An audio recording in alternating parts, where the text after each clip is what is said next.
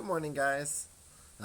It's still pretty early. The sun's just coming up, so I don't know. The lighting's kind of funny, but we'll just roll with it, see how it goes. Um, I got up on time, which is super good because then these fit much better into the morning, especially since I'm with my family. Most of everyone is still asleep, which just makes making these videos a lot easier to just do when the house is quiet and everyone's sleeping. So this morning, and even the last couple of days, I've been reflecting on kind of this project, this video project, and like why I'm doing it, and trying to connect with the core a little bit again, because I've been feeling uninspired, and it's been harder to kind of come up with topics, especially yesterday. Like yesterday was just a video about making a video, even when I didn't feel like it. Um, so I've been reflecting and thinking of like, oh, why am I doing this again? What what am I getting out of it? What's the point? And remembering like part of it is making these videos to my future children to share about my life and to document the journey and give me a platform to kind of even explore my own thoughts. I've done really a lot of journaling and found a lot of benefit from that in terms of like having a conversation with myself and processing. And I've always wanted to do this. And so this is kind of an interesting journey where it's like I'm processing out loud to myself, but kind of documenting it because I want to document that journey. And also the type of person I am as I want to live a public life. And so I'm super happy to make these videos and share them publicly and kind of, again, go through this interesting journey and experiment of living a life more out in the open. It's something I want, and so this is kind of doing the work to accomplish that. Not that it's for everyone, but something I've wanted for a long, long time. And so finally executing on these videos makes me really happy. So today I wanted to talk about, I was just trying to think and come up with topics, and a big thing that stood out is actually one of my core, I guess, belief structures or kind of life structures that my really good friend points out I don't talk about often enough, even though it's pretty much one of the main fundamental principles I live my life by, and it's evolved over the years. And I even have it tattooed on my chest. It's the first tattoo I ever got.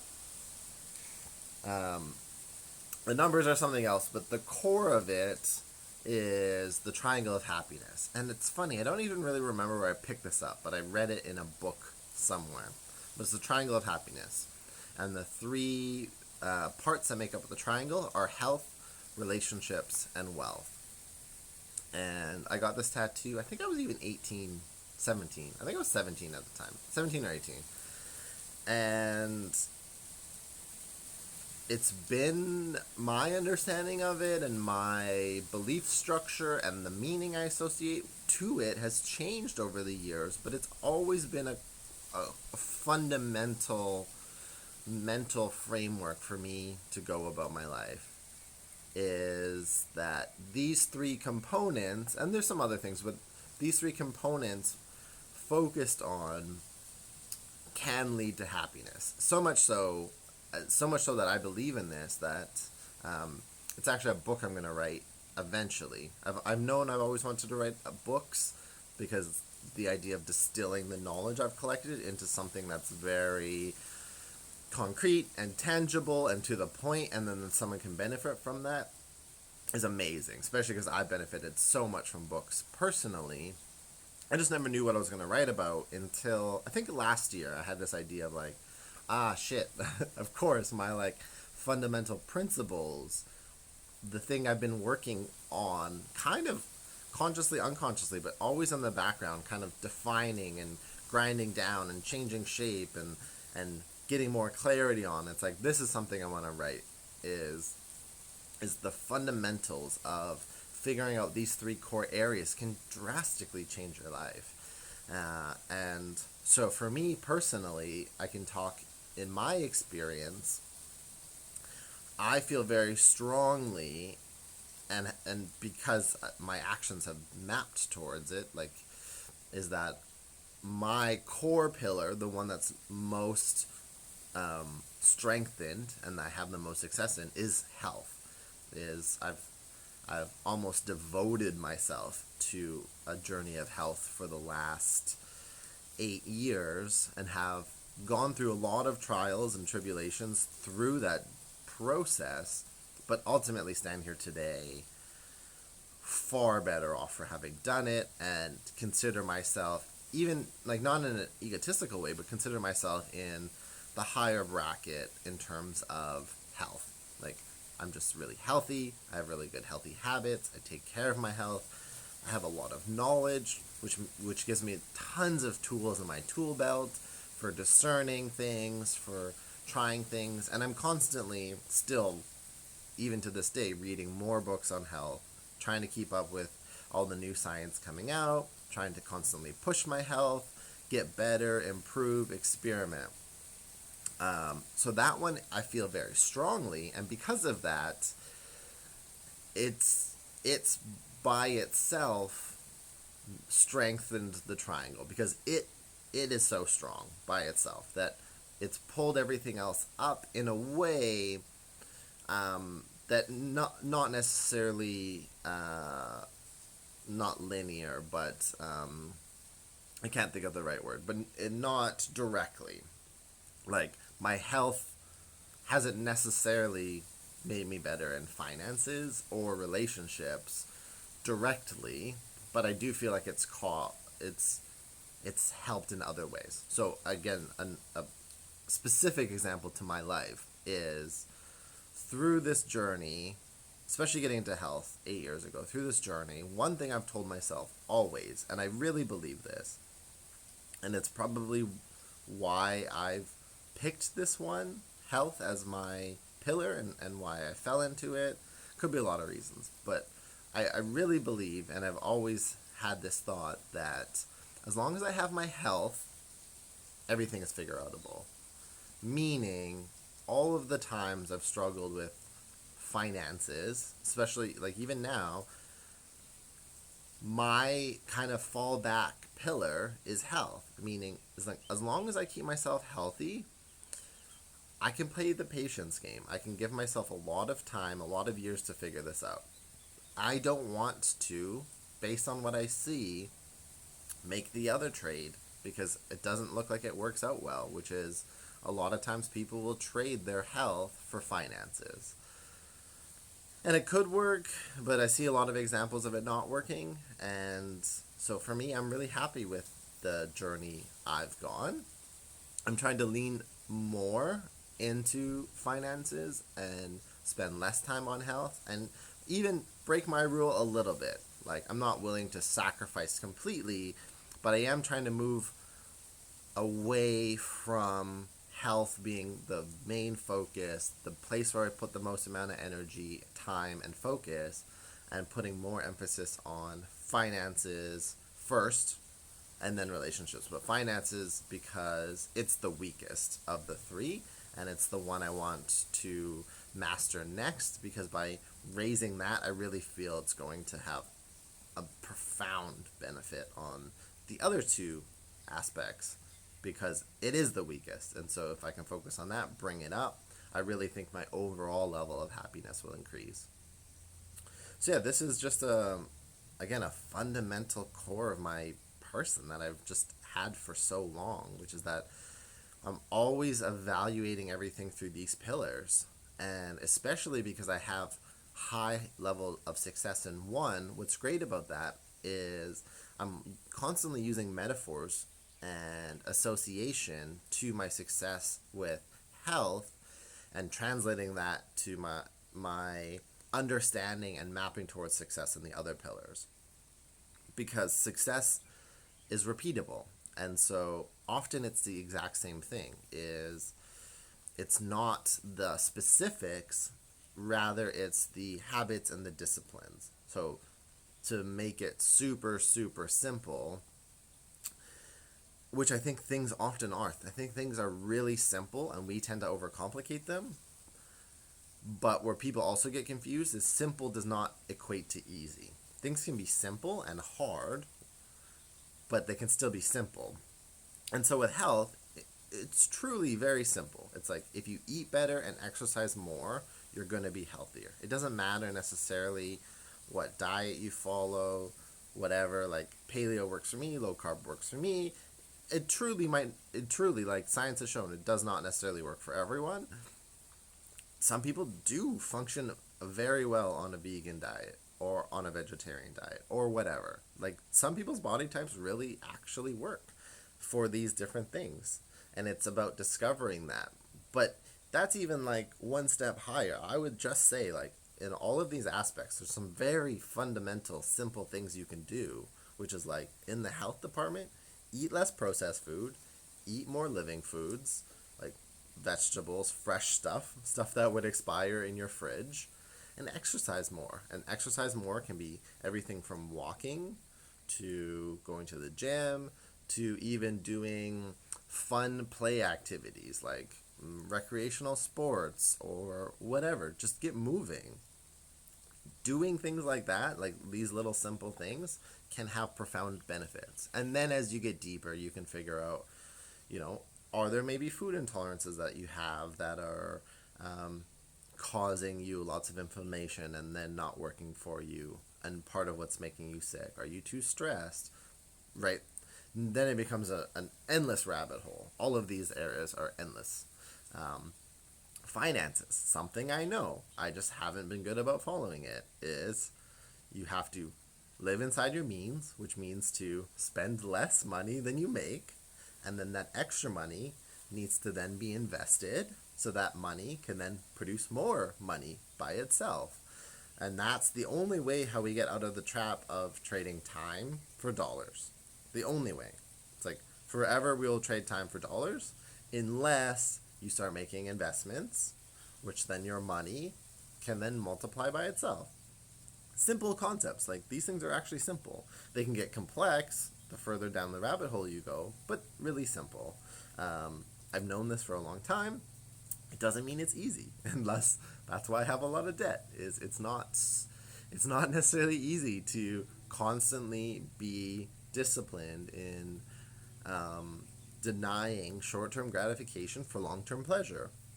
And what's funny, and this is where I'm always mapping back and trying to learn myself, is I've done that in health. That's how you succeed in health. Short-term gratification, long-term pleasure. The more you can give up short-term gratification, you know, not eating the cupcakes and the chips and the whatever, the things that you want, the cravings, the fast food, the junk food, the things that taste, like they do taste good. They're actually, like, most people know a lot of this junk food is chemically engineered to be addictive. Like, I don't think anyone doesn't know this anymore. It's been a fact for so long. So it's about how do you get beyond that, and then choose different decisions. Like instead of having crappy food that's addictive that you want and that's easy and convenient, you can just go to a store and buy. You go grocery shopping and you have to learn how to cook, and like it takes more practice, but it's that short-term gratification, long-term pleasure. I've done that a lot to the point where it's like you develop habits. I joke often that actually my favorite food in the entire world is salads. I know, I'm that asshole. And it's funny, I laugh at myself all the time because a younger version of me could have never guessed. But in sincere 100% honesty, if I was going to die tomorrow, I'd want a salad because I just fucking love salads. I didn't when I started, but I do now. And part of it is I love how salads make me feel. They taste amazing too because I make a wicked salad. But I love how I feel when I eat salads. And because I've done that for 6, 7, 8 years, I've associated so much to that feeling that that's what I crave. something that tastes inherently better, something else that I like, ice cream. I really like ice cream, but if I eat too much ice cream, I feel like shit afterward. Even when I'm eating clean, dairy-free, lower sugar ice cream, I don't feel as good as I do on a salad. And so I've programmed myself through just consistent effort over many years that a lot of my food choices are based on how I feel afterward also. And that's what's given me a lot of success in this area. And that's what I'm going forward trying to do with finances is like we get that dopamine hit when we spend money, when we buy the things, we get that reward. What I'm trying to do, and it's amazing, I'm even articulating this out loud to myself. So I'm like taking the mental note as I'm processing is switching the association to the positive feeling of saving money. So instead of I need to get over this initial short-term gratification of spending money to get the thing, to feel the reward, to then having the long-term delayed gratification, the long-term pleasure of seeing my bank account grow, seeing the debt get paid off, and associate that. And every time I don't spend money and can actually then put that money towards debt or towards investing or savings, have that reward. So that then I program my mind to then associate, oh, purchase, but I could use that money and pay off debt, and that would make me happy, and that would feel good. And so it's funny, it's like all of these things, and this is why I always go back to this triangle, it's like they're so related. And it's like if you have success in one area, can you then start to figure out the translation? Like if you're really strong in your relationships, how did you get there? What did you do? What actions did you take? What are you doing on a consistent basis? And how can that translate into other aspects? Like if you were very intentional about building up your finances and being disciplined in savings, it's like, well then you have everything in you to be disciplined with your eating habits too. You just haven't made the decision or the commitment to do it yet, or understood that you can leverage your success. And that's why this triangle I feel like is super strong. Is like everything I've seen through my life can map towards this. And some people are have a little bit good in all triangles, right? Some people are a little bit more spread out. I feel like personally, just my journey, not necessarily intentional, but just I found health and I jumped in and I really enjoyed it and I really strengthened that line. And now even to the point where I'm having to deprogram a little bit and spend more effort and energy on these other aspects and really strengthen the triangle as a whole, because then I truly believe these fundamental three things, once you kind of have them, they do equate to happiness, and not blanketed, right? We all go ups and downs, hills and valleys, it's part of life. But by having a foundation and fundamentals, like if you have pretty good health, you have pretty good finances, and you have pretty good relationships, it's like we can expect to have pretty good happiness. And it's like, and then the goal is constant evolution. How do I continue to increase my finances, my health, and my relationships to then be a better person, be a happier person, to ultimately be a better contributor, right? Like if the whole point is, and I'm reading Tony Robbins and he talks about this lots, and I was just flying, it's like you can't help someone if you need help. So it's like when they say the oxygen masks come down, like you first have to put on yours and then you can help someone else. But you're no good to anyone if you're, struggling.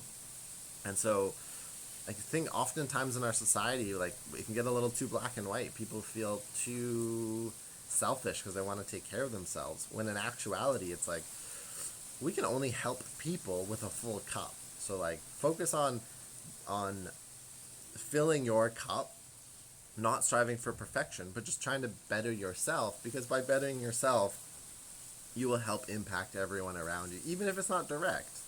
It's a big thing I'm constantly learning, is like the more effort and intention I focus on myself, the positive influence that ripples. And I don't even have to say anything, I don't have to teach anything, I don't have to tell anyone anything. It's just like in my pursuit of being better, I notice there's ripples.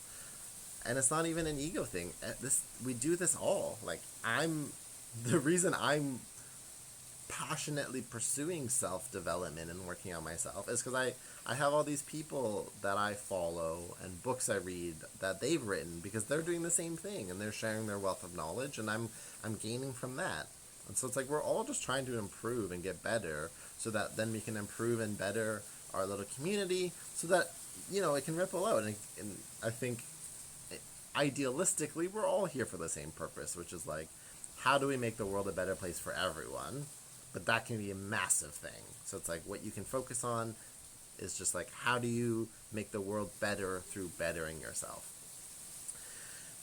I went to a lot of topics in this video, so I will stop it at that. I think I covered kind of my principle in key, the triangle of happiness, health, relationships, and wealth, and how you can kind of use this mental framework to really look at your life and start improving in certain areas that can ultimately lead to happiness is the point.